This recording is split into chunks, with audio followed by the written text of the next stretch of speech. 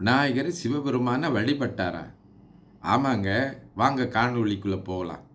தென்னாருடைய சிவனே போற்றி, எந்நாட்டவருக்கும் இறைவா போற்றி. அனைவருக்கும் வணக்கம். இந்த காணொளியில் விநாயகர் சிவபெருமானை வழிபட்டதை பார்க்க போகிறோம். நாம் இதற்கு முன்னால் பார்த்த காணொளிகள் எல்லாம் சிவபெருமானுடைய பொதுநிலை வடிவம்தான் விநாயகர். விநாயகர் என்பது ஒரு தனி கடவுள் கிடையாது என்று நம்ம பார்க்கின்றோம். சைவர்களுக்கு சிவபெருமானே பரம்பொருள், கடவுள் ஒன்று என்றும் பார்த்திருக்கிறோம். இப்போ விநாயகரை முழுமுதற் பொருளாக சில பேர் சொல்கிறாங்களே, விநாயகனே வல்வினையை வேறறுக்க வல்லான், விநாயகனே வேட்கை தணிவிப்பான், விநாயகனே விண்ணிற்கும் மண்ணிற்கும் நாதனுமாம் தன்மையினால் கண்ணின் பணிமின் பணிந்து அப்படின்னு சொல்லி நமக்கு விநாயகரை பற்றிய பாடல்கள் திருமுறையிலே இருக்கின்றன.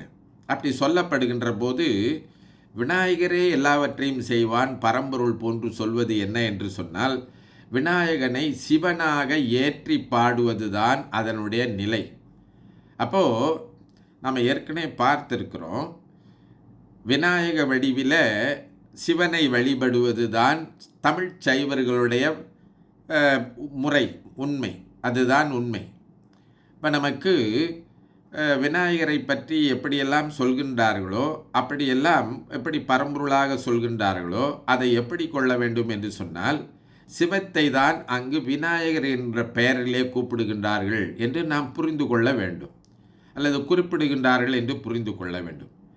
அப்போ விநாயகரை சிவபெருமான் தான் தன்னுடைய வடிவிலிருந்து திருவருளாக அருளினார் அப்படிங்கிறத இதற்கு முன்னால் உள்ள காணொளியில் பார்த்துருக்கோம். அதனால தான் நாம் சொல்கிறோம், விநாயகர் எனப்படுத்தி சிவபெருமானுடைய திருவருள் பொது நிலைக்கு வருவது என்று நம்ம பார்த்துருக்கிறோம். அதை காட்டுவதற்காகத்தான் என்ன செஞ்சுருக்காங்க, விநாயகர் சிவபெருமானை வழிபடுவதாக நம்முடைய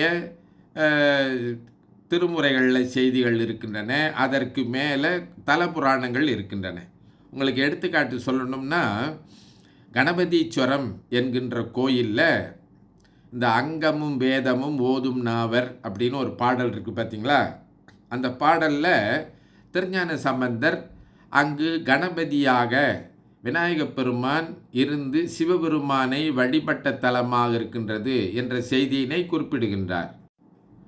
இது தவிர திருச்செங்காட்டங்குடியிலும் விநாயகப் பெருமான் சிவபெருமானை வழிபட்டதாக அந்த திருச்செங்காட்டங்குடி தல புராணம் சொல்கின்றது. எனவே ஏன் நம் பெரியவர்கள் இப்படி விநாயகர் சிவபெருமானை வழிபட்டதாக சொல்கின்றார்கள் என்று சொன்னால், சிவபெருமான் பரம்பொருள், விநாயகர் பரம்பொருளினுடைய பொதுநிலை வடிவம் என்பதை குறித்திருக்கின்றார்கள். அதே போன்றுதான் முருகனும் சிவபெருமானை வழிபட்டதாக நமக்கு செய்திகள் உண்டு.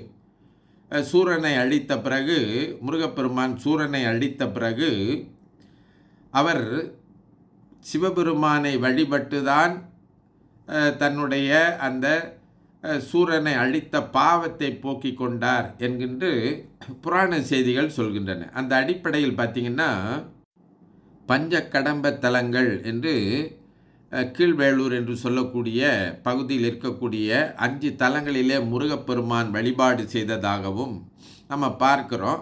அடுத்து திருச்செங்கோட்டிலும் முருகப்பெருமான் வழிபாடு செய்வதாக பார்க்கின்றோம். இது தவிர நமக்கு எல்லாம் தெரிந்த திருச்செந்தூர் இருக்கின்றது இல்லைங்களா? போர் புரிந்த பிறகு அடுத்து அந்த சூரனை கொன்ற பாவம் நீங்குவதற்காக திருச்செந்தூரிலே முருகப்பெருமான் சிவபெருமானை வழிபட்ட செய்தி இருக்கின்றது.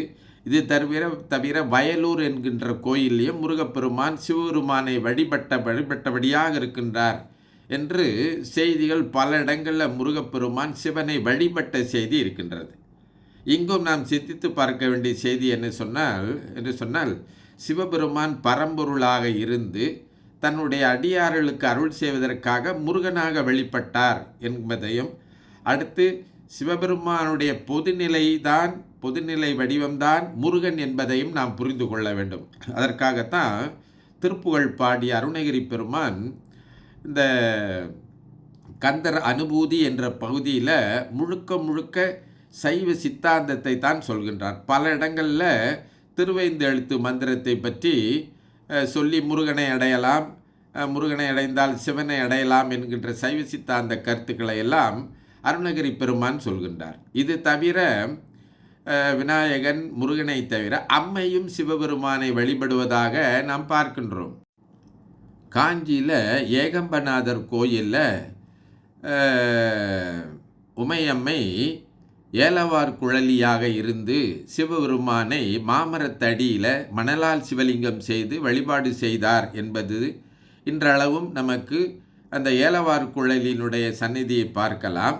அதற்கு மேலே பெரிய புராணத்தில் சேக்கிழார் உமையம்மை அந்த ஏகம்ப பெருமானை வழிபட்டு அறம் வளர்த்தாள் என்கின்ற செய்தியினை நம்ம பார்க்கின்றோம். நீண்ட ஒரு செய்தியை பெரிய புராணத்தில் உமையம்மை காஞ்சியில் சிவபெருமானை வழிபட்ட செய்தியினை சொல்கிறார்.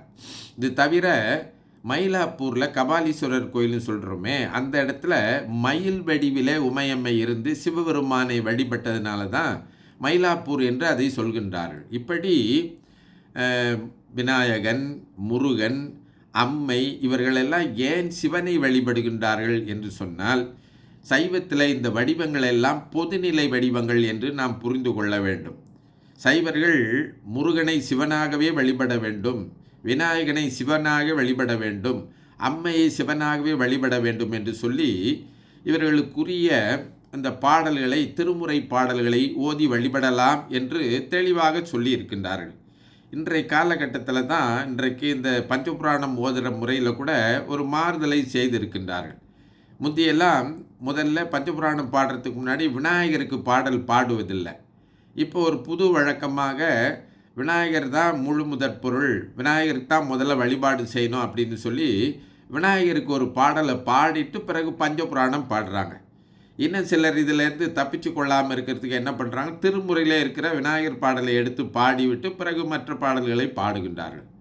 எனவே இப்படி இந்த வேறுபாடுகளை செய்கின்ற போது நமக்கு சைவத்தினுடைய உண்மையான கொள்கை அடிபட்டு போவதற்கு வாய்ப்பு இருக்கின்றது. சைவத்தினுடைய உண்மையான கொள்கை என்ன என்று சொன்னால், சிவபெருமான் பரம்பொருள், முழுமுதற் பொருள், அவனுடைய பொதுநிலை வடிவங்கள் தான் அம்மை, விநாயகன், முருகன் என்ற செய்தியை நாம் தெளிவுபட புரிந்து கொள்ள வேண்டும். சிவனின் பொதுநிலை வடிவங்களான அம்மை, விநாயகன், முருகன் இவர்களை வழிபட்டால் அவர்கள் சிவபெருமானிடத்திலே நம்மை கொண்டு ஒப்படைப்பார்கள் என்கின்ற செய்தியை புரிந்து கொண்டு சைவத்தின் உண்மையான கொள்கையை, உண்மையை, தெளிவை பெற்று நாம் உண்மையான சைவர்களாக உண்மை சைவ நெறியில் நிற்க வேண்டும் என்பதை வெளியிலே தெரிவித்து விடைபெறுகின்றேன். தென்னாருடைய சிவனே போற்றி, எந்நாட்டவர்க்கும் இறைவா போற்றி. திருச்சிற்றம்பலம்.